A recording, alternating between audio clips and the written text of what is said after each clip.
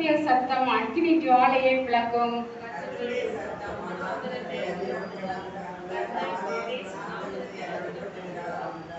கர்த்தருடைய சத்தம் பெண்மான்களை ஈடுபடி செய்து காடுகளை வெளியாக்கும். அவருடைய ஆலயத்தில் உள்ள யாவரும் அவருடைய மகிமையை பிரஸ்தபிக்கிறார்கள்.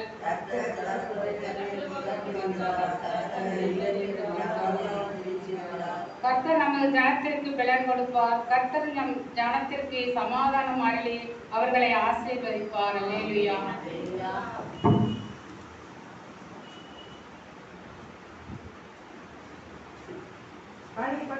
நான் படிக்கிறேன். வேத வாசிக்க லைன் 10 லைன் போய் சரி நான் வாசிக்கிறேன். நான் படிக்கிறேன். படிக்கிறீங்க யார் படிக்கீங்களா?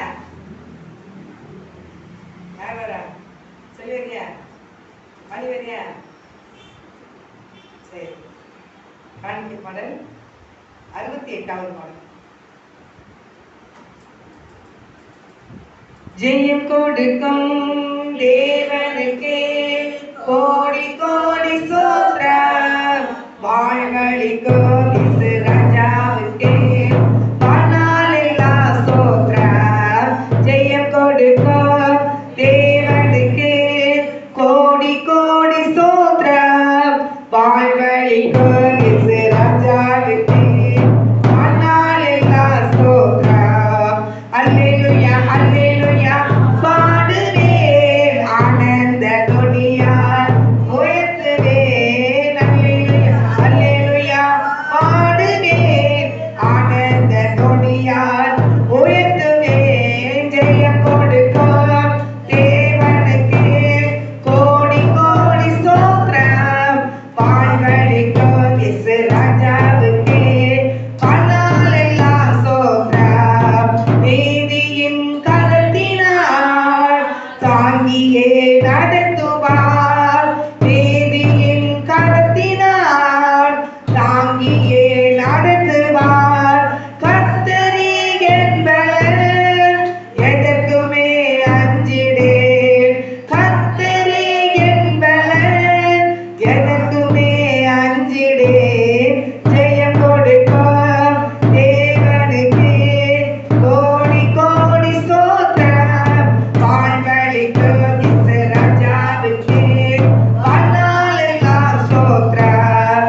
ஜெயம் கொடுக்கும் தேவனுக்கே கோடி கோடி ஸ்தோத்திரம். வாழ்வழிக்கும் இயேசு ராஜாவுக்கே வானாளெல்லாம் ஸ்தோத்திரம். அல்லேலூயா. ஜெயம் கொடுக்கிற தேவனுக்கு ஸ்தோத்திரம் ஸ்தோத்திரம் கோடி கோடி ஸ்தோத்திரம். அல்லேலூயா. நம்ம ஆண்டவர் ஜெயம் கொடுப்பாரா கொடுக்க மாட்டாரா? சும்மா வாய்த்து சொல்லக்கூடாது. கண்டிப்பா கொடுப்பான்னு சொல்லிட்டு வீட்டுல பேசி ஆண்டவர்கிட்ட ஜோம் சொல்லி தான் பார்க்க, சர்ச்சைக்கு போய் தான் பார்க்கேன். நானும் பயப்பட சொல்லி ஓடதான் செய்கிறேன். எனக்கு ஆசீர்வதிக்க மாட்டேங்கிறாரு ஏன் அப்படின்னு கொஸ்டின் பண்ணக்கூடாது. அவர் கரெக்டா ஒரு வேலை வச்சிருப்பாரு. அந்த வேலையை என்ன செய்ய எல்லாம் நம்ம சரியா ஆண்டவரை பின்பற்றும் போது அது கரெக்டா வச்சுட்டு நம்ம கை பாரும். நம்ம வந்து சரியா இல்லாம போடணும் நடக்கும் போது அது தாமதமாவே அங்க இருக்கும். அல்லேலூயா. ஓட்ட பந்தயத்துல ஓடுவாங்க, ஓடி போய் ஃபர்ஸ்ட்ல போற கப்ப பெற்றுவான். பையன் பொண்ணு பையன் இஷ்டத்துக்கு அப்படியே போயிட்டு தான் கப்பு கிடைக்குமா? அங்க இருக்க முன்னூட்டி ஓடுறது பூரா என்ன செஞ்சுருவாங்க, அதை எடுத்துருவாங்க. அல்லேலூயா அல்லேலூயா. அதனால நம்மளை என்ன செய்யணும்? வாஞ்சியோடு தாகத்தோடு தேவனை என்ன செய்யணும்? தேடணும். வாஞ்சியோடு தாகத்தோடு தேடணும். தேடக்கூடாதா? ஜபத்துல கரெக்டா இருக்கணும், வேத வாசிப்புல கரெக்டா இருக்கணும், சர்ச்சைக்கு போறதுல கரெக்டா இருக்கணும். நம்ம ஜெபிக்கும் போது என்ன செஞ்சிடணும்? எல்லாத்தையும் ஆண்டர் கொடுக்க வேண்டிய காலத்தை கூட கொடுத்தோம்னா ஆட்டோமேட்டிக்கா எல்லாமே ஆண்டர் வேலை வர வர வர ஒன்னொன்னா தந்துகிட்டே இருப்பார். அல்லேலூயா. கண்களை முடிச்சு வைப்போம். என் அன்பு பரிசுத்த பிதாவே, இந்த வேலைக்காக நன்றி சொல்றேன். ஏசப்பா, நீ துதிக்கிற தகப்பனே, துதிக்கிற ஐயா, துதிகள் மத்தியில் வாசுகிற தேவனே, உங்க ஸ்தோத்திரம் செலுத்துகிறேன். இந்த வேலையை இந்த பாதத்தில் எங்களை தாழ்த்துகிறோம், எங்களை வெறுமையாக்குறோம். நம்முடைய ஆவியானவர் இடத்தை ஆளுகை செய்யும். பரிசுத்தாவியனுடைய ஆளுகைக்குள்ள போடுகிறையா. நீர் பேசும் ஆண்டவரே, நீர் பேசும் ஆவியானவரே, நீர் பேசுங்கப்பா. உடைய பரிசுத்தத்தை எங்களை தாழ்த்தி ஒப்புகிறோம். மகிமைப்படும் இயேசுவின் நாமத்தினால ஜெபிக்கிறோம் நல்ல பிதாவே, ஆமென். உங்க போன்ல கரெக்டா தெரியுதா? டைம் மேல எல்லாம் இருக்கா? நேற்று ஒரு 1/2 மணி நேரம் ஜபத்துக்கு ஜோதிட்டு முடிஞ்சுட்டாங்களா, அதுக்கப்புறம் திருப்பி டைம் 1/2 மணி நேரம் இருக்கு எனக்கு. அது என்ன கரெக்டா இல்லை. ஹல்லேலூயா. உம் வசனம் தியானிக்கையில் இதயமதில் ஆறுதலே, காரிருளில் நடக்கையிலே தீபமாக வழி நடத்தோர், காரிருளில் நடக்கையிலே தீபமாக வழி நடத்தோர், திருக்கரத்தால் தாங்கி என்னை திரு சித்தம் போல் நடத்திடுமே, குயவன் கையில் களிமண்ணால் அனுதினமே பணிந்திடுமே, குயவன் கையில் களிமண்ணால் அனுதினமே பணிந்திடுமே. ஹல்லேலூயா.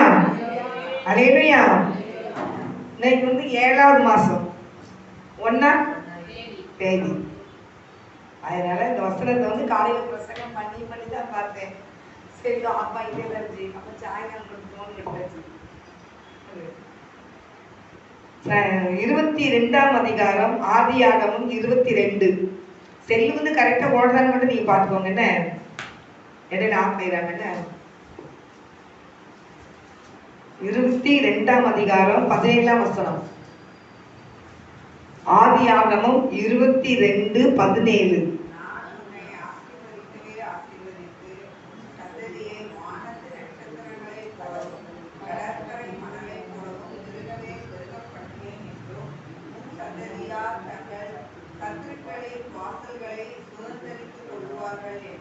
அல்லேலூயா. நான் உன்னை ஆசீர்வதிக்கவே ஆசீர்வதிப்பேன் அப்படிங்கிற வாக்குத்தத்தம். அல்லேலூயா. அல்லேலூயா. ஆண்டவர் நம்மளை என்ன செய்வாரு? ஆசீர்வதிக்கிற தேவன் தான். கர்த்தருடைய பிள்ளைகளை ஆசீர்வதிக்கிறது தான் நம்மளை என்ன செஞ்சிருக்கிறாரு? வச்சிருக்கிறாரு. இஸ்ரவேலை ஆசீர்வதிப்பதே கர்த்தருக்கு பிரியம். சரியா? அப்ப இஸ்ரவேலை ஆசீர்வதிக்கிற நம்ம எல்லாருமே யாரு? இஸ்ரவேலர் தான். அப்போ நம்ம தேவனை நம்மளை ஆசீர்வதிக்கிற சித்தமுள்ள தேவனா இருக்கிறாரு. அந்த ஆசீர்வாதத்தை பெற்றுக்கொண்டு அந்த யாக்கோபு எப்படிலாம் கடந்து போனாங்கிறது நமக்கு தெரியும். ஆண்டவர் ஆசீர்வதிக்கிற தேவன் தான். ஆசீர்வதித்தாலும் அவர் நிறைய துயரத்தின் பாதையில என்ன செஞ்சாரு? யாக்கோபு கடந்து போனாரு. கடைசியில அந்த யோசேப்பை வச்சுதான் எகிப்து தேசத்துல சந்தோஷமா இருந்தாரு. அவர் மரிக்கும் போது அந்த சமாதானத்தை பெற்றுக்கொண்டு இறந்தாரு. அல்லேலூயா. அதே போல இந்த நாளில நமக்கு இந்த வாக்குத்தத்தத்தை யாருக்கு ஆண்டவர் கொடுத்தாருன்னா, அந்த வாக்குத்தத்தை கொடுத்தது ஆபிரகாமுக்கு. அல்லேலூயா. ஆபிரகாமை பார்த்து ஆண்டவர் சொன்னாரு, உன்னை ஆசீர்வதிக்கவே ஆசீர்வதிப்பேன், ஆசீர்வதிக்கும் சந்ததி வானத்து நட்சத்திரங்களை போலவும் கடற்கரை மணலை போலவும் பெருகவே பெருக பண்ணுவேன் என்று உன் சந்ததியார் தங்கள் சத்துருக்களின் வாசல்களை சுதந்திரித்துக் கொள்வார்கள் என்று சொல்லிட்டு அடுத்த சொன்னோம், நீ என் சொல்லுக்கு கீழ்ப்படிந்தபடியினால் உன் சந்ததிக்குள் பூமியில சகல ஜாதிகளும் ஆசீர்வதிக்கப்படும் என்று என் பேரில் என்ன செஞ்சேன்? ஆணையிட்டேன் என்று கர்த்தர் சொல்றார். அப்ப ஆண்டவர் சொல்லுக்கு நம்ம கீழ்ப்படியணும். அதான் முக்கியம். நம்ம ஆசீர்வதிக்க வேண்டும்னா ஆண்டவர் சொல்லுக்கு கீழ்ப்படிஞ்சு நடந்தோம்னா ஆசீர்வாதம் தான். அல்லேலூயா. ஆண்டவர் சொல்லுக்கு கீழ்ப்படினா ஆண்டவர் என்ன சொல்றாருன்னா, ஒவ்வொருத்தங்களையும் குறித்து ஒவ்வொரு தரிசனங்களை கர்த்தர் கொடுத்திருப்பார். ஒவ்வொரு தரிசனங்களும் ஒவ்வொரு வழிநடத்தலும் இருக்கும். ஆலோசனை கொடுத்து வச்சிருப்பாரு.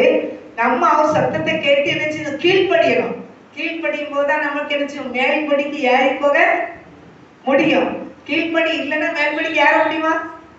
தூங்கிக்கிட்டு இருக்க ஒரு மேலே நிக்கிறவங்க கையை கொடுத்து தூக்கி உன்னை தூக்கிட வெளியே மேல போக முடியும். அப்ப நமக்கு கீழ்ப்படுதல் இருந்தாதான் நம்ம மேல்படிக்கு என்ன செய்ய முடியும்? போக முடியும். அப்பதான் அந்த படியில போகும்போது ஆசீர்வாதம் நமக்கு கிடைக்கும். அல்லேலூயா. அதனால நான் ஏறி வர மாட்டேன். நான் எங்க ஏறி சொல்ல மாதிரி இருக்கு. ஏறி வர மாட்டேன். ஆனா எனக்கு ஆசீர்வாதம் வரணும் அப்படின்னா நம்ம ஏசப்பா முன்னதானே இப்ப இருக்கிறோம். நம்ம எல்லாருமே ஆண்டவர் மறைவாக இருக்கோம். ஏசப்பா நமக்கு முன்னாடி எங்க இருந்தாலும் அவர் இருப்பாரு. நீங்க தூங்கிக்கிட்டு இருக்கும் போதும் அங்க இருப்பாரு. நீங்க வெளியே நடந்து போனாலும் ஆண்டவர் அங்க இருப்பாரு. ஒரு கல்யாண வீட்டுக்குள்ள உட்கார்ந்துருந்தாலும் ஆண்டவர் நம்ம கூட இருப்பாரு. அவர் பிள்ளைகள்ட்ட விலகி போகவே, இஸ்ரேல் காக்கிற தேவன் உறங்குவதில்லை தூங்குவதும் இல்லை. அவர் நம்மளை தனியா இருக்கவே விட மாட்டார். நம்மளை எங்க உட்கார்ந்துருந்தாலும் ஆண்டவர் நம்மளை பேசிட்டா இருப்பார். அல்லேலூயா. எப்பேற்பட்ட கூட்டத்துல நெருக்கடிக்குள்ள போனாலும் அங்கேயே ஆண்டவர் அடிச்சுவாரு. இருப்பாரா இருக்க மாட்டாரா? நம்ம மேல அவ்வளவு ஒரு கவனமா ஆண்டவர் இருக்கிறாரு. அவர் நம்மள சொல்ற, உன்னை தொடுகிறவன் என் கண்மணியை தொடுகிறான் அப்படின்னு சொல்லியிருக்காரு. ரொம்ப கவனம் நம்ம மேல அவருக்கு, ரொம்ப கவனம். என் கையிலிருந்து யாரும் நீ என்ன செய்ய முடியாது, பறிக்கவே முடியாது அப்படின்னு ஆண்டவர் சொல்லியிருக்காரு. நம்ம மேல அவ்வளவு கரிசனை. அப்ப அவர் நம்மளை விட்டுருவாரா? விட்டு நடந்து வருவாரா? அவர் கூடயே தான் நம்மளை வச்சிருப்பாரு. அதனால அவர் என்ன சொன்னாலும் நம்ம என்ன செய்யணும், கீழ்ப்படிஞ்சு நடக்கணும். கீழ்ப்படியும் போது அப்போ ஆபிரகாம் என்ன செஞ்சு, எதுக்கு கீழ்ப்படிஞ்சாரு? இந்த வார்த்தையில ஆபிரகாம் எதுக்கு கீழ்ப்படிஞ்சாரு?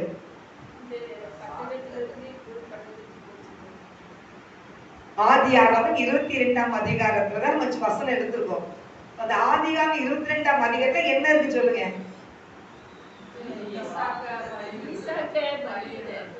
ஈசாக்கு அடிச்சுவாரு ஆண்டவரே, பலி கொடுப்பாரு. அல்லேலூயா. எனக்காக என்ன செய்யி, மோரியா மலையில போய் என்ன செய்யி, உன் பிள்ளை நீ பலி கொடு அப்படின்பாரு. ஏன் சொல்றாருன்னா, உங்களுக்கும் எனக்கும் வாக்குத்தத்தம் கொடுத்தவர் உண்மை உள்ளவர். அப்ப ஈசாக்கு வாக்குத்தத்தம் கொடுத்தாரா இல்லையா? எடுங்க 17ஆம் அதிகாரம், ஆதியாகமம் 17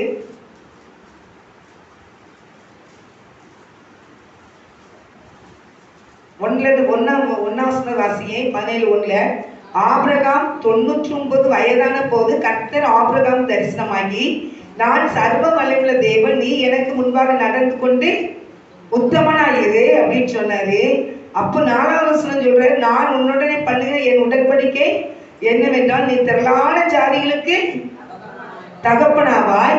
இனி உன் பேர் ஆபிரகாம் என்னப்படாமல் நான் உன்னை திரளான ஜாதிகளுக்கு தகப்பனாக ஏற்படுத்துறபடியினால் உன் பேருக்கு ஆபிரகாம் என்னப்படும். உன்னை மிகவும் அதிகமாய் பழுக பண்ணி உன்னிலே ஜாதிகளை உண்டாக்குவேன்.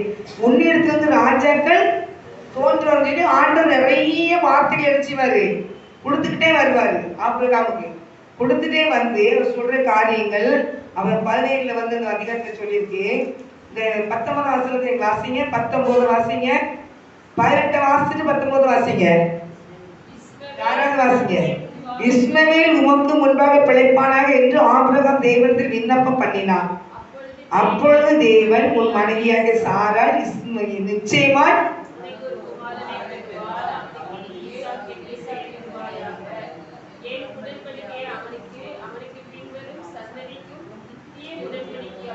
ஸ்தாபிப்பேன். அல்லேலூயா.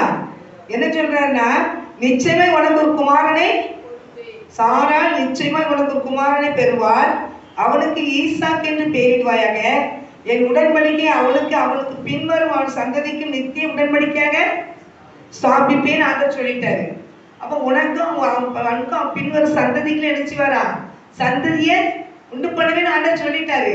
ஆனா சொல்லிட்டு எத்தனை என்ன செய்யுது, 22ஆம் அதிகாரத்துல முதல் வசனத்தை பாத்தீங்கன்னா என்ன பண்ணுங்க, இந்த காரியம் நடந்த பின்பு தேவன் ஆபிரகாமை சோதித்தார். எப்படி எனில் அவனை நோக்கி ஆபிரகாமே என்றார். அவன் இதோ அடியேன் என்றான். அப்பொழுது அவர், உன் புத்திரனும் உன் ஏகசுதனும் உன் நேசகுமாரனுமாகிய ஈசாக்கை நீ இப்பொழுது அழைத்து கொண்டு மோரியா தேசத்துக்கு போய் அங்கே நான் உனக்கு குறிக்கும் மலையில் ஒன்றின் மேல் என்ன செய்ய அவனை தகன பலியாக என்ன செய்ய பலியிடு என்றார். அல்லேலூயா. மோரியா மலையில போய் என்ன செய்ய ஈசாக்க தகன பலியிடுங்கிறாரு. அதனால இப்ப நீங்க ரொம்ப ஜாக்கிரதையா இருக்கணும்னா, உங்களுக்கு என்ன பிரச்சனை வந்தாலும் தேவன் அந்த லட்சத்தோட வாக்குத்தத்தத்தை கொடுத்துருப்பாருல்ல, அந்த வாக்குத்தத்தத்தை நீங்க மறக்க கூடாது. ஆபிரகாம் மறக்கல. ஆபிரகாம் என்ன செஞ்சிருந்தாருன்னா, அவர் இந்த ஈசாக்கு நிமித்தம் அவனுடைய மனைவியாக சாராள் ஒரு குமாரனை பெறுவாள். அவனுக்கு ஈசாக்கு பெயர்கிறாங்க. அவன் நிமித்தம் என்ன செய்யணும், எல்லா மக்களும் சந்ததிகளை என்ன செய்வேன் உண்டாக்குவேன் ஆண்டவர் சொல்லிட்டாரு. அப்ப அந்த ஆண்டவர் எடுப்பாரா? ஆனா சூழ்நிலைகள் மாறுது. இப்போ கர்த்தருடைய பிள்ளைகளுக்கு சில சூழ்நிலைகள் என்ன செய்யும், மாறும்போது நம்ம பயப்படக்கூடாது. ஆண்டவர் நமக்கு கொடுத்த வாக்கு திட்டத்தை தேவ சமூகத்தை அறிவிச்சது என்ன செய்யணும், ஜெபிக்கணும். உங்க வாயின் வார்த்தைகள் எப்போதும் எப்படி இருக்கணும், விசுவாசம் நிறைந்த வார்த்தைகளா இருக்கணும். அல்லேலூயா. ஆபிரகாமுக்கு ஆண்டவர் கொடுக்கிறேன்னு சொன்னாரு. இந்த சந்ததிகள் இந்த ஈசா நிமித்தம் தான் சந்ததிகள் பெருகும் சொல்லி இருக்கிறாரு. இன்னைக்கு ஆபிரகாம் ஆண்டவர் தகன பலின்னு சொல்றாரு அப்படின்னு சொல்லி ஆபிரகாமுக்கு வந்த சோதனை. ஒவ்வொருத்தருக்கும் நான் சொல்லி அடிக்கடி எல்லாத்துக்கும் ஒரே சோதனை வராது. எல்லாத்துக்கும் ஒரே சோதனை, ஒவ்வொருத்தருக்கும் ஒவ்வொரு சோதனைகள் என்ன செய்யும். யோபுக்கு எத்தனை என்ன சோதனை? அவனு ஆண்டவருக்கு வைராக்கியமா இருந்தது.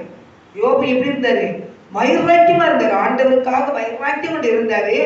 எப்போது பிள்ளைகள் வெளியே போயிட்டு வந்துட்டாலே என் பிள்ளைகள் எதுவும் வாயிலிருந்து உங்களுக்கு மதிச்சிருக்க கூடாது, உங்களை என்ன செஞ்சிருக்காது, ஏதாவது பேசிட்டு கூடாதுன்னு சொல்லி அதுக்கு மன்னிப்பு கேட்டுலாம் பண்டிகை வைப்பாரு, விருந்து வைப்பாரு, மன்னிப்பு கேட்பாரு ஆண்டவர் ஓயவர்.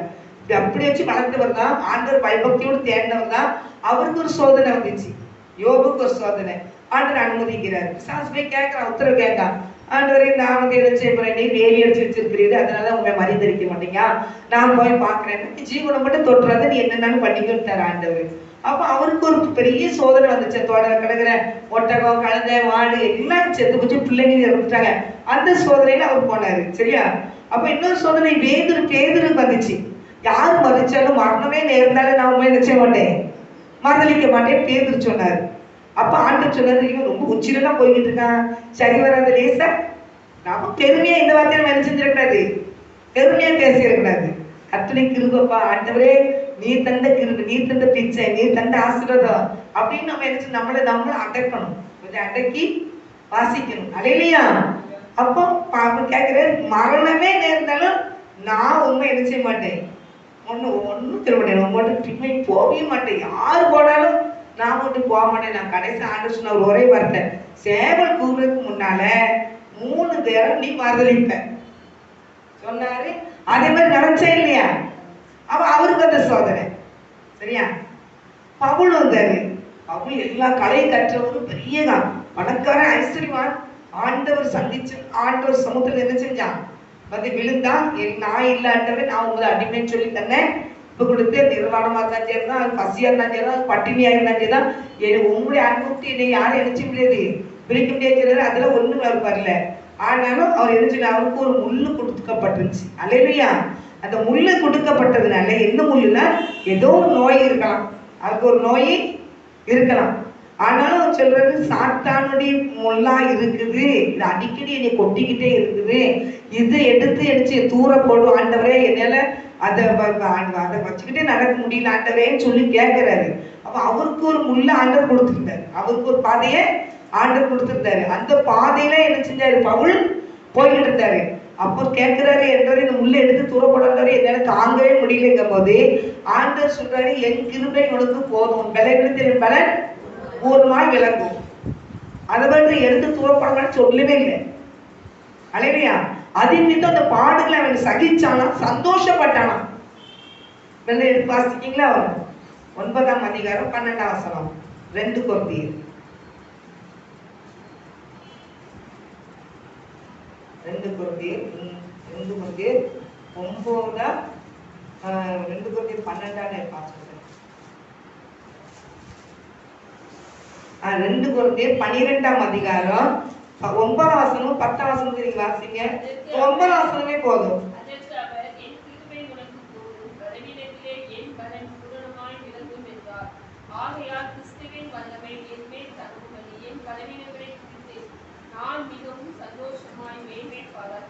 பலவீனத்தை குறித்து எப்படி சொல்றா, சந்தோஷமாய் மேன்மை பாராட்டுறார். அப்ப கட்டுரை பிள்ளைகளுக்கு ஒரு பிரச்சனைகள் போராட்டம் சந்தோஷப்படணும். அல்லேலூயா. அவர் ஒவ்வொருத்தரையும் ஒவ்வொரு பாதையில் என்ன செய்வாரு, பிரச்சனை இல்லாத பாதை யாருக்குமே, ஏதாவது ஒரு பிரச்சனை பிள்ளைகள் கட்டுரை பிள்ளைகளுக்கு இருந்தாலும் ஒழுங்கா போக மாட்டேன் பாதையில. அல்லேலூயா. அல்ல என்னைய செடி பெரிய இவங்களும் அப்படின்னு சொன்னா நான் நிமிந்துவேன். அப்போ ஒரு முள்ள நம்ம கொடுக்குறாருன்னா அப்போ நம்மள அடக்கி வாசிக்கிறதுக்கு தான் நமக்கு ஒரு முள்ளு கொடுக்குறாரு நமக்கே தெரியும். அல்லையா? நான் அப்படி நினைப்பேன். சரி, ஒரு பிரச்சனையே இல்லைன்னு வச்சுக்கோங்களேன், நம்ம ரொம்ப மேலே ஏறிடுவோம். சரி, என்ன ஒன்னோட நாங்கள் குறைச்சவங்களா அப்படின்னு கேட்டுருவோம். இப்போ கேட்க மாட்டோம். என்கிட்ட ஆண்டவர் அதுக்குள்ள ஏதாவது ஒரு பண்ணிடுவாரு. அல்லையா? அப்ப கட்டுரை பிள்ளைகள் வாய் என்ன பெருமையா பேச அனுமதிக்கவே மாட்டாரு. மன மேட்டின்மையா இருக்கவே விட மாட்டாரு. அப்படி மேட்டின்மை எப்படி வாங்கிறது அப்படி பார்த்துட்டு சொல்லுங்க ஆடிவாங்க, அது பெருமை. அப்போ தேவ பிள்ளைகளுக்கு ஒவ்வொன்றுக்கும் ஒவ்வொரு காரியத்தை எதுக்கு சிறச்சிறாரு அனுமதிக்கிறார். எல்லா பிள்ளைகளுக்கும் பாடுகள் உண்டு. கட்டுரை பிள்ளைகளுக்கு ஒவ்வொரு பிள்ளைகளுக்கும் ஒவ்வொரு பாடுகளை கட்ட வச்சிருப்பாரு. அப்ப நம்ம நினைச்சோம், நான் எப்படியோ இருக்க வேண்டியவங்க இப்படி ஆயிட்டேன் அப்படின்னு சொல்லவே முடியாது. என்ன கருத்துக்களை நடத்துறாரு நம்மள கருத்து நம்மளுக்கு குறை இல்லாம நீங்க நல்லா நினைச்சு பாருங்க. கொடுக்குற துணியில குறை இருக்காது, சாப்பிடுற ஆகாரத்துல குறை இருக்கிறாரு, நம்மளுக்கு சமாதானத்தை கொடுத்துருப்பாரு ஆண்டவர். அல்லேலூயா. இப்ப கட்டுரை பிள்ளைகளாகிய நம்மளுக்கு சின்ன சமாதானம் குறைஞ்சிச்சுன்னா, ஏசப்பா சமாதானம் குறையுது எதுக்கு நம்ம ஆண்டு விசாரிக்கணும். அப்படிங்கும்போது நம்ம வீட்டுல இருக்கிறவங்க பத்தி குறை சொல்லிட்டு நம்ம அழுதுகிட்டு புலம்பிட்டு இருக்கிற பிரயோஜனமே இல்ல. ஆண்டுகிட்ட பேசி பேசி ஆண்டுகிட்ட கேட்டு கேட்டு நம்ம என்ன செஞ்சோம் பெற்றுக்கொள்ளணும் தவிர நம்மளா என்ன செஞ்சிருக்கிறது நம்மளா தலையில அடிச்சுட்டு அழகுறாரு. அல்லேலூயா. நம்மளா தலையில அடிச்சு செல்லம் தெருவுல முட்டுவாங்க. எங்க வீட்டுக்காரர் இன்னும் முட்டு நல்லா முட்டுக்கிட்டு வேறு நம்ம இப்ப அமைதியாயிட்டாங்க. ஆனா அப்படி கிடையாது. அது முதல்ல நான் வச்சுக்கிட்ட புதுசுல ஐயோ என்னால அடிக்க முடியலையே, கொஞ்சம் என்னால அடிக்க முடியலையே நாங்க அடிச்சாவே பிரச்சனை என்ன அடிக்க முடியலையே அடிக்க முடியல அடிங்கல ஐயோ நீ அடிச்சாவே எனக்கு பிரச்சனையே வருது அப்படி அந்த முடியல. நான் சித்தூர்ல போய் டங்குன்னு முட்டுவாங்க, நல்லா முட்டுக்கோங்க. அது போக வேறுங்க. இப்போ எல்லாத்துக்கும் இப்போ ஒவ்வொருத்தங்களுக்கும் கர்த்தர் நினைச்சாரு ஒவ்வொரு பிரச்சனைகளை கொடுத்துதான் நடத்துவாரு. அதனால தெய்வ பிள்ளைகளை நம்ம என்ன செய்யக்கூடாது, எதையும் பார்த்து சோர்ந்து போகவே கூடாது. ஆண்டவர் அனுமதி இல்லாம எந்த ஒரு காரியத்தையும் யாரும் என்ன பண்ணவே முடியாது. அந்த ஆபிரகாமுக்கு அந்த பையனை கொடுக்கும்போது சந்ததியை பெருக பண்ணுவேன், ஈசாக்கு நிமித்தம் நான் நினைச்சு என் குடும்ப பின் சந்ததிகளாம் பெருக பண்ணுவேன், ஈசாக்கு நிமித்தம் நினைச்சு நான் கடற்கரை மணலை போல அவங்களை ஆசீர்வதிப்பேன், எல்லாம் உன்னை பெரிய ஜாதியாக்குவேன். இந்த ஈசாக்கு வச்சுதான் ஆண்டவர் சொல்லுவாரு. ஆனா அதே ஒரு பிரச்சனை வருது. எப்படி வருதுன்னா, அந்த ஈசாக்கு பழி கேட்கிறார் ஆண்டவர். மோரியா மலையில போய் நினைச்சு தகுன பலியிடு, தகுன பலியிட்டு அப்படியே கொஞ்சம் கொஞ்சமா வெட்டுறது. எப்படி ஒரு பணி பாருங்க, அப்படியே கட்டத்துக்கு வெட்டி வச்சு அப்படிங்கிறது. அப்போ அவனை கொண்டு கிடத்தி வச்சு கத்தியெல்லாம் என்ன செஞ்சுட்டாங்க எடுக்கிறாங்க. அதுக்கு முன்னாடி என்ன நினைக்குது, அவங்க வேலைக்காரங்களை கூட்டிட்டு வர்றாரு, மகனையும் கூட்டிட்டு வர்றாரு. அது கூட்டிட்டு வந்து அந்த மலைக்கு கீழே நினைச்சுறாங்க, அந்த ஸ்பீடை போறேன்னு மலைக்கு கீழே நினைச்சுறாங்க. அவங்க வேலைக்காரங்களை நிப்பாட்டிட்டு அப்போ மலை மேல நினைச்சுறாங்க, ஆபிரகாம் மகனும் மலை மேல நினைச்சுறாங்க ஏறி வாடுறாங்க. ஒரு கழுதையை கூட்டிட்டு வாடுறாங்க. அந்த கழுது மேல என்ன செஞ்சிருக்காங்க, விறகுகளை வைக்காங்க. விறகு வச்சு தீப்பெட்டிலாம் வச்சு மகனையும் ஏற்றிக்கிட்டு அந்த மலை மேல ஏறுறாங்க. ஏறும்போது அந்த பையன் கேட்கறான், அப்பாப்பா விறகுலாம் இருக்கு, தீப்பெட்டிலாம் இருக்கு, ஆட்டு பழி கொடுக்குறதுக்கு ஆடு இங்க அப்படின்னு கேட்பான். அப்ப அவர் என்ன சொல்லுவாரு, கர்த்தர் பார்த்துக்குவாரு, கர்த்தர் பார்த்துக்குவாரு அப்படின்னு சொல்லுவாரு. அப்படி வருவாரு. இல்லை இது மனசுல இருக்கும், ஆண்டவர் எனக்கு இவனை வச்சுதான் ஆசீர்வதிப்பேன்னு சொல்லிட்டாரு.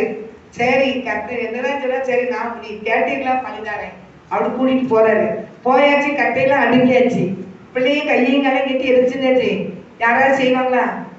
அவர் ஆபிரகாம் எப்படி ஒரு பயங்கரமான சூழ்நிலை வருது பாருங்க. ஆபிரகாமுக்கு பயங்கரமான சூழ்நிலை. அதே மாதிரி ஒவ்வொரு பிள்ளைகளுக்கும் ஒவ்வொரு குடும்பத்திலையும் ஒவ்வொரு சூழ்நிலை வரும்போது சோர்ந்து போகாம நமக்கு கொடுத்த வசனத்தை வாக்குத்தத்தத்தை சொல்லி அதை நினைச்சு சந்தோஷப்படணும்.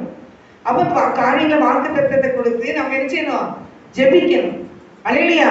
குடும்பத்துல என்ன பிரச்சனைனாலும் ஆண்டவரே இந்த பிரச்சனையில இருந்து நல்ல ஒரு தீர்வை தாங்க, ஒரு சமாதானத்தை வீட்டுல தாங்க, நீர் எங்களை அழைத்திருக்கிறீர்கள் ஆண்டவரே, நீர் எங்களை அழைத்திருக்கிறேன் அப்படின்னு சொல்லி ஆண்டு சமத்தை என்ன செய்யணும், கேட்கணும். அல்லேலூயா. இப்ப ஏசப்பாவே பார்த்தாலுமே ஏசப்பா நம்மளை மீட்டு எடுக்கிறதுக்கு வந்து பிதா அனுப்புற பிதா ஒரே குமாரன் ஏசு கிறிஸ்து வந்திருக்கிறாரு. அந்த உலகத்துல இருந்து எல்லா மக்களையும் மீட்டு எடுக்க வந்தாரு. சோச தொட்டில படுத்து தூங்கிட்டு இருந்தாரு. ஆடிக்கிட்டே இருந்தாரு, தொட்டில இருந்து ஊஞ்சல் ஆடினாரு. அவர் பட்ட பாடுகளும் அவர் பட்ட துயரங்களும் மக்கள் படுத்தின கொடுமையும் பல பாடுகள் பட்டுதான் மக்கள் என்ன செஞ்சாரு, சிலுவைக்கு போனார். சிலுவையில் போய் அப்படிதான் என்ன சொன்னாரு அதை அப்படியே செஞ்சாரு. இப்படிதான் என்ன சொன்னாரு அதை அப்படி என்ன செஞ்சாரு. ஏசப்பா கேட்டாங்க. அப்போ கர்த்தருடைய பிள்ளைகளுக்கு நம்மளும் என்ன செய்யணும், ஆண்டவர் என்ன சொல்றாரு நம்ம கேட்கணும். நம்ம ஆண்டவர்கிட்ட போய் குழம்பி தவிக்கவே கூடாது. எதுனாலும் சொல்லி சொல்லி நீங்க ஜெபிங்க. எந்த பிரச்சனைனாலும் சொல்லி சொல்லி ஜெபிங்க. ஆண்டவரே இந்த பிரச்சனை இருக்கு, இந்த பிரச்சனை எனக்கு விடுதலைங்க, இந்த பிரச்சனை எனக்கு ஆசீர்வதிங்க, அடுத்த பிரச்சனையில ஒரு நீதி செய்யுங்க, நியாயம் செய்யுங்க அப்படின்னு நீங்க கேட்டீங்கன்னா அதுக்கு பதில் உண்டு. அல்லேலூயா. நீங்க அழுதுகிட்டே கிடந்தீங்கன்னா, புலம்பிக்கிட்டே கிடந்தீங்கன்னா, மனசு கஷ்டப்பட்டுக்கிட்டே அதையே நினைச்சுக்கிட்டே கிடந்தீங்கன்னா இந்த காரியத்துல அந்த ஒரு பதில் தரவே மாட்டார். அல்லேலூயா. இது நமக்கு முதல் வாக்குத்தத்தை கொடுத்துருவார். ரட்சிக்கப்பட்டு வந்த உடனே எனக்கு வாக்குத்தத்தை என்ன வாக்குத்தத்தை கொடுத்தாரோ அதன் பிறகு நடத்திக்கிட்டு இருக்க. அப்போ உங்களுக்கு நீ ஆண்டவரை ஏற்றுக்கொண்டா உங்களுக்கு ஒரு வாக்குத்தத்தை ஆண்டவர் கண்டிப்பா 1 இல்ல 10 கொடுத்துருப்பாரு. அது என்ன செய்யணும், வசனத்தை நம்ம என்ன செஞ்சுக்கணும்னா நல்ல ஒரு டைரியில எழுதி வச்சுக்கிட்டு எப்பனாலும் அதை திறந்து பார்க்கணும். அப்ப இப்படி வைப்பேன்னு சொன்னாரு, அப்படி வைப்பாரு. ஆனா அப்படி வைக்கிறதுக்குனால பல பிரச்சனைகளை தாண்டி தான் போனோம், பல போராட்டங்களை தாண்டி தான் போகணும். நம்மளை எப்படி வைக்கணுங்கிறது அவருக்கு தெரியும். அப்ப அந்த ஈசாக்கு பள்ளியிட போகும்போது அவர் கத்தியை எடுத்து ஓங்கி குத்துற அளவுல வந்துட்டாரு. அப்பதான் வானத்துல இருந்து சத்தம் என்ன செஞ்சு வந்தது, ஆபிரகாமே ஆபிரகாமே பிள்ளையாண்டுமே உன் கையை போடாத. நீ யாரு வசனம் வாசிக்கிறேன், 11 12 வாசிங்க. ஆதியாகமம் 22 அதிகாரம் 11 12. அப்பொழுது கர்த்தருடைய தூதனானவர் வானத்திலிருந்து ஆபிரகாமே ஆபிரகாமே என்று கூப்பிட்டார். அவன் இதோ அடியேன் என்றான். அப்பொழுது அவர், பிள்ளையாண்ட மேல் உன் கையை போடாதே, அவனுக்கு ஒன்று செய்யாதே, நீ அவனை உன் புத்திரன் என்றும் உன் ஏகசுதன் என்று பாராமல் எனக்காக ஒப்பு கொடுத்தபடியினால் நீ தேவனுக்கு பயப்படுகிறவன் என்று இப்பொழுதே அறிந்திருக்கிறேன் என்றான். அப்போ விசுவாசத்தை புடமிடுகிறது தேவன் எங்க பேசுறாரு சொல்லி அவர் சொல்லுக்கு அப்படியே கீழ்படிச்சான். அல்லேலூயா. அப்ப என்ன வார்த்தை சொன்னாரு, அப்பா விரவு இருக்கு, தீப்பெட்டி இருக்கு, ஆட்டுக்குட்டி இல்லைங்கும்போது கர்த்தருடைய பர்வதத்தில் என்ன செய்யும், பார்த்து கொள்ளப்படும் சொன்னாரு. அந்த விசுவாசத்தை ஆண்டவர் கனப்படுத்தினாரு. அல்லேலூயா. அப்ப நீங்க விசுவாசமா பேசுற ஒவ்வொரு வாரத்தையும் ஆண்டவர் என்ன செய்வாரு, கனப்படுத்துவார். அவிசுவாசமான காரியங்களை என்ன செய்யக்கூடாது, பேசவே கூடாது. அவிசுவாசமான காரியங்களை பேச வைப்பான், அவிசுவாசமான காரியங்களை சிந்திக்க வைப்பான். இதுக்கு நீங்க என்ன செய்யக்கூடாது, அப்படின்னு சொல்லணும். ஆண்டவரே இப்படிப்பட்ட ரத்தத்தை எனக்கு ஊத்து ஆண்டவரே, நான் எப்பவும் ஒரு ஜெப வீரரா என்ன செய்யணும் இருக்கணும், நான் விசுவாசமுள்ள பிள்ளையா இருக்கணும் ஆண்டவர்னு சொல்லி நீங்க ஆண்டவர்கிட்டயே பேச ஆரம்பிக்கணும். உங்க ஆசீர்வாதத்தை நீங்க பெற முடியாதபடி பிசாசு பல அவிசுவாசம் வார்த்தைகளை கொடுத்து அந்த ஆசீர்வாதத்தை விட்டு அவன் பிடிங்க நம்மளை தூர வைக்கதான் போவான். ஆனா கர்த்தருடைய பிள்ளை நீங்க விசுவாசமான வார்த்தைகள் என்ன செய்யணும், பேசுறதுனால ஆபிரகாம் அந்த ஆசீர்வாதத்தை பெற்றுக்கொண்டாரு. அல்லேலூயா. அவர் சொன்ன வாக்குத்தத்தத்தை அவர் என்ன செஞ்சாரு, பெற்றுக்கொண்டாரு. ஒரே பிள்ளை, அந்த பிள்ளைய பள்ளியிட சொல்லும் போது கூட்டிட்டு போனாரு. ஆனா பருவத்தை பார்க்கணும் ஆண்டு சொல்லிட்டாரு, எதுவா இறைவனை பார்க்கணும் அப்படின்னு போய் அந்த காரியத்தை அவர் சொன்ன வார்த்தை அப்படி கீழ்படி சொன்னதுனால அவர் சொல்றாரு, ஆண்டவரே 16 வசனத்துல 22 அதிகாரம் 16 வசனத்துல போட்டுக்கு, நீ உன் புத்திரன் என்றும் உன் ஏகசுதன் என்று பாராமல் அவனை ஒப்பு கொடுத்து இந்த காரியத்தை செய்தபடியினால் நான் உன்னை ஆசீர்வதிப்பேன். அப்போ இந்த காரியத்தை நான் சொன்னேன், நீ செஞ்ச, அதனால நான் உன்னை என்ன செய்வேன், ஆசீர்வதிப்பேன்னு சொல்லி அவர் என்ன சொல்லுவாருன்னா, உன்னை பெருகவே பெருகுபடி என்று ஒரு சந்ததியை தங்கள் தேச வாசல்களை சுதந்திரத்துக் கொள்வார்கள் என்று அவர் என்ன சொன்னாரா, நான் உன்னை ஆசீர்வதிக்கிறேன், ஆசீர்வதித்து உன் சந்ததியை வானத்து நட்சத்திரங்களைப் போலவும் கடற்கரை மணலை போலவும் பெருக பண்ணுவேன் என்று சொல்லிட்டாரு. நீ என் சொல்லுக்கு கீழ்ப்படுத்தபடினால் உன் சந்ததிக்குள் பூமியில சகல ஜாதிகளும் ஆசீர்வதிக்கப்படும் என்று என் பேரிலே ஆணையிட்டேன் என்று கர்த்தர் அவர் பேர்ல தேவதே. எபிரேயர்ல 6 அதிகாரம் 14 வாசிங்க. எபிரேயர் 6:14.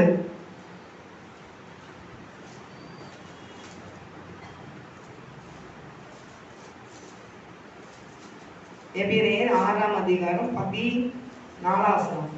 அந்தபடியே தேவன் வாக்குத்தத்தம் பண்ணப்பட்டவர்களை சுத்திகரித்துக் கொள்ளவுகிறார்கள். தமது ஆலோசனையின் எபிரேயர் 6:14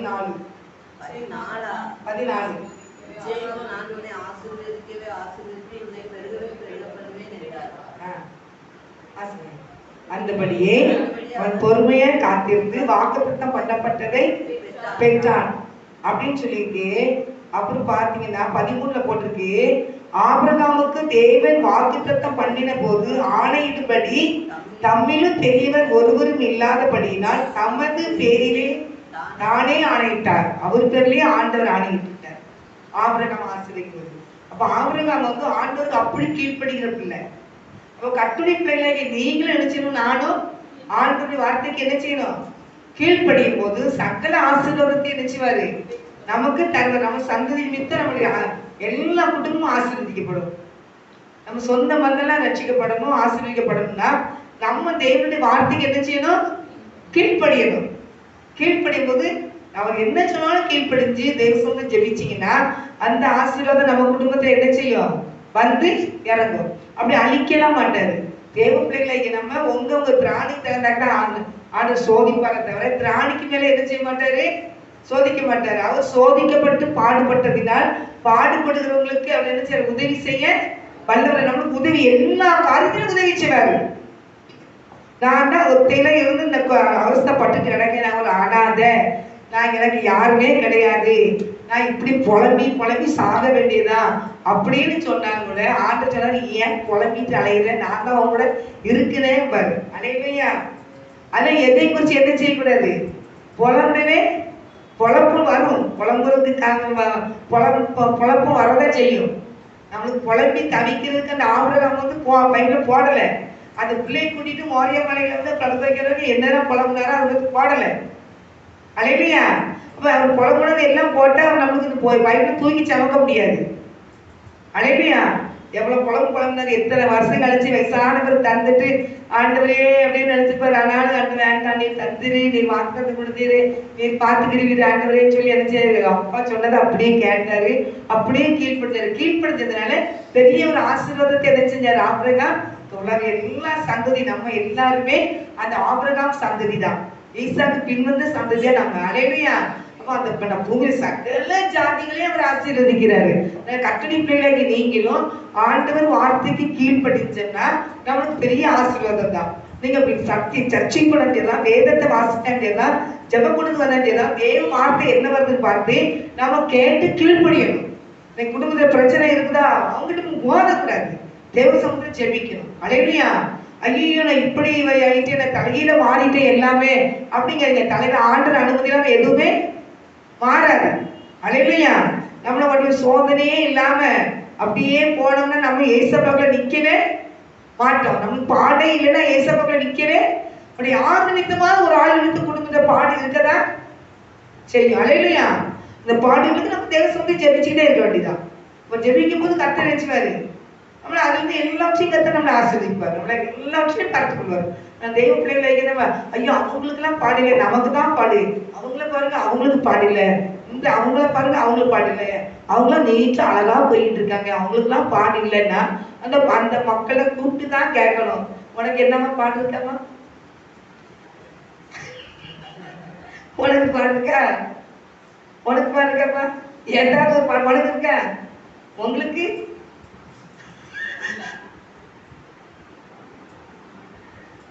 கால் வைக்கு கை வைக்கும் சொல்லக்கூடாது, எந்திரிக்க முடியல படுக்க முடியலன்னு சொல்லக்கூடாது. எல்லா பிள்ளைகளுக்குமே என்ன செய்யுது? பாடுகள் உண்டு. அவன் பாடு ஏதாவது ஒரு பாடு சரீரத்தில் சில நேரம் பாடுவோம், சில நேரம் பிள்ளைங்க மூலியமா பாடுவோம், சில நேரம் புருஷன் மூலியமா பாடுவோம், சில நேரம் குடும்பத்துல வருமானம் போதாத குறை வச்சு ஒரு பாடுவோம். எல்லாத்துக்கும் ஏதாவது ஒண்ணு ஆண்டவர் நினைச்சுவாரு வச்சிருப்பாரு. அப்ப இதெல்லாம் எதுக்குன்னு கேட்டீங்கன்னா ஆண்டவர் சமூகத்தை வச்சு ஜெபிச்சுட்டு போறதுதான். இதெல்லாம் தெய்வ சமூகத்துல வச்சு இது பாடு அது பாட்டு போகுது நமக்கு என்ன அப்படின்னு போகக்கூடாது. அந்த பாட தெய்வ சமூகத்துல வச்சு ஜெபிக்கணும். எந்த பாடமோ அதை தெய்வ சமூகத்துல வச்சு ஜெபிக்கணும். அன்னைக்கு என்ன உங்களுக்கு தேவையோ அந்த தேவ சமூகத்துல வச்சு ஜெபிக்கணும். ஜெபிக்க ஜெபிக்க ஜெபிக்க ஜெபித்தா வெற்றி தான். அல்லேலூயா. ஜெபிக்கிற பிள்ளைகள் ஜெயத்தை எடுத்துருவாங்க. நம்ம இப்படி பாட்டுக்கு தலையை அடிச்சுக்கிட்டு முட்டிக்கிட்டு கிடந்தோம்னா நமக்கு ஒண்ணு நடக்க போறது ஒண்ணுமே கிடையாது. நம்ம தலையும் வலிக்கும், தலைக்குள்ள இருக்க மூளையும் வலிக்கும். தலையில போட்டு தலையடிச்சாங்க. அப்ப நம்மளும் புண்படுத்தக்கூடாது. நீ அடிப்பியா சட்டி அடிச்சிருக்க.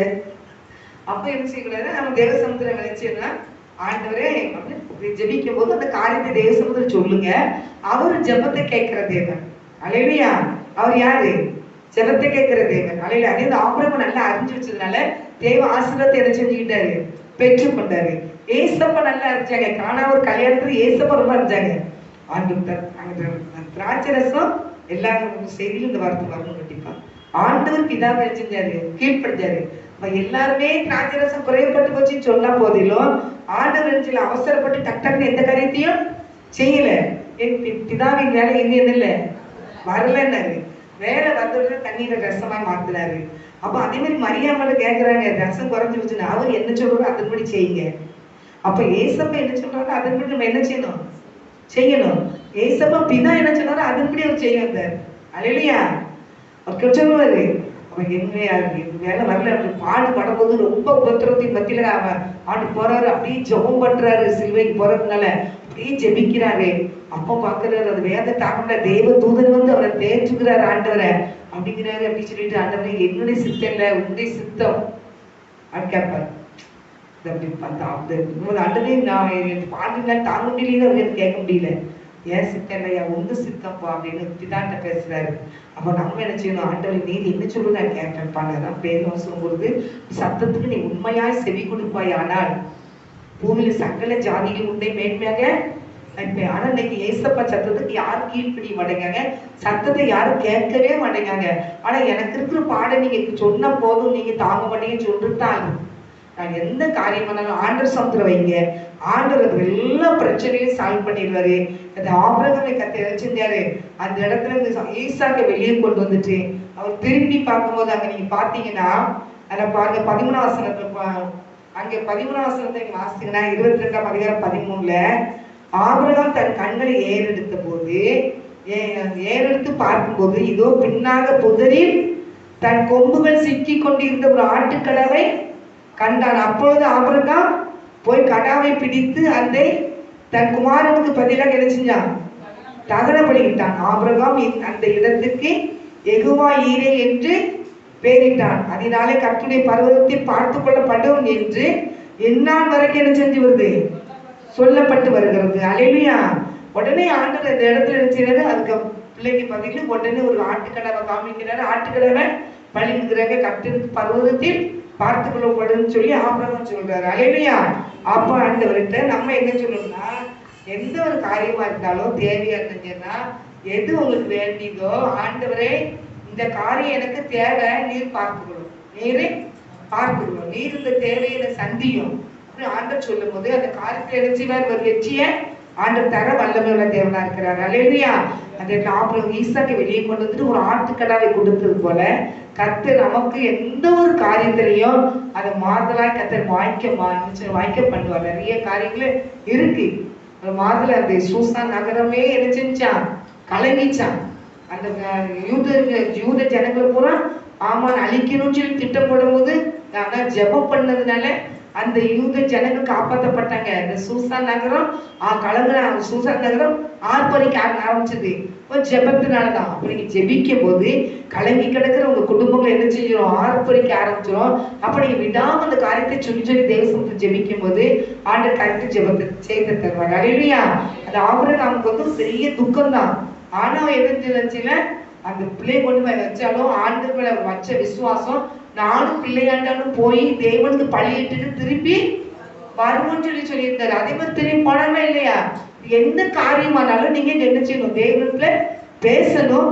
யார்கிட்ட பேசினாலும் விசுவாசமான காரியங்களை பேசணும். ஆண்டவர் காரியத்துல எனக்கு ஜெயத்தை தருவார் அப்படின்னு சொல்லணும். என் தலை விதி இப்படிதான் இருக்கு அப்படின்னு சொல்லக்கூடாது. கர்த்தர் இந்த காரியத்துல ஒரு பெரிய ஜெயத்தை எனக்கு தருவார். என்னை அழைத்த தேவன் உண்மை உள்ள தேவன் என்று ஆண்டுடைய நாமத்தை என்ன செய்யணும், மகிமைப்படுத்தணும். அல்லேலூயா. அப்ப நம்ம இன்னைக்கு கிறிஸ்தவங்க போய் என்ன செய்யறாங்கன்னா பிரஜாதிகள்கிட்ட போய் பேசுறாங்க. ஆமா சர்ச்சைக்கு போய் எடுத்த கடை பெரிய பிரச்சனை தான் அப்படின்னு இந்துக்காரங்கிட்ட போய் சொல்றாங்க. ஒரு ஆள் நிறைய பேரை நான் பார்த்தேன். அப்ப அப்படி அங்கிட்ட போய் என்ன செய்யக்கூடாது, ஆண்டவர் வந்து தெரியாததுக்கு முன்னால போய் என்ன செய்யக்கூடாது, ஏசப்படைய நாமத்தை வீதியில என்ன செய்யக்கூடாது, வளர்க்க கூடாது. கர்த்தர் எனக்கு இந்த காரியத்தை செய்வார், இதை ஜெயமாய் மாற்றி தருவார். இந்த காரியத்துல எனக்கு ஜெயத்தை கர்த்தர் தருவார் அப்படின்னு ஆண்டவர் சப்தம் சொல்லும்போது வேலை வரும்போது எல்லாம் ஜெயமாய் மாறும். அல்லேலூயா. எந்த காரியங்களும் ஆண்டவர் அனுமதி இல்லாம எந்த ஒரு காரியமும் என்ன செய்யாது, நடக்காது. கர்த்தருடைய பிள்ளை நீங்க தேவனுடைய சத்தத்தை கேட்கிறீங்க, வேதத்தை வாசிக்கிறீங்க, ஆலயத்துக்கு போறீங்க, விசுவாசமான வார்த்தைகளை பேசி தேவனுடைய நாமத்தை என்ன செய்யணும், மகிமைப்படுத்தணும். அந்த ஏசப்பா இந்த காரியத்தை எனக்கு ஜெயத்தை தர போறீங்க, அதுக்காக நன்றிப்பா அப்படின்னு சொன்னீங்கன்னா கர்த்தர் எல்லாவற்றையும் ஆபிரகாம் ஈசாக்க கையில கொடுத்தது போல அது மாத்திரம் நிச்சயமாகவே ஆசீர்வாதம் பெற்றார். அவர் வேற யாரு பேரையும் அவர் பேரையே ஆணையிட்டாராம் ஆண்டவர். ஆபிரகாம் அதே மாதிரி உங்க மேலே அந்த அன்பு ஆண்டவர் வைத்திருக்கிறாரு. அந்த அன்பை தேவனுடைய சமூகம் இன்னும் பெருக்கிக்கோங்க. அல்லேலூயா. கண்களை முடிச்சு ஜெபிப்போம்.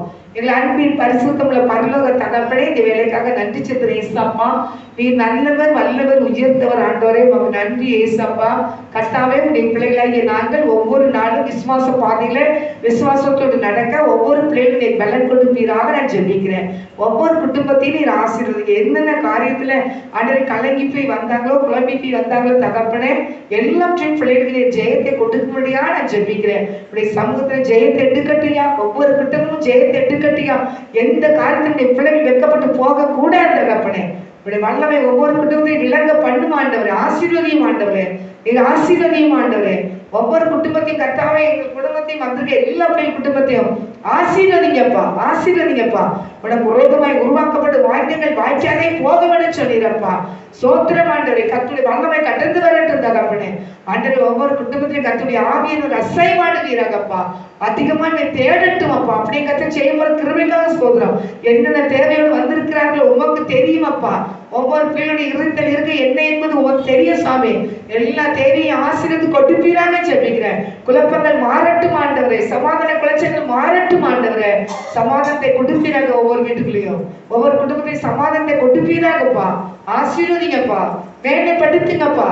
இந்த பிள்ளைகள் ஜெயத்தை எடுக்கட்டும் ஐயா. இந்த பிள்ளைகள் நம்ம ஜெயத்தை எடுக்கணும் ஆண்டவரே. அப்படியே கர்த்தர் செய்யப்படுற கிருபைக்காக ஸ்தோத்திரம். தொடர்ந்து பொறுப்படுத்தி நடத்தும் வைப்போம். எல்லா துதிகளையும் கர்த்தர் சேர்க்கிறோம்.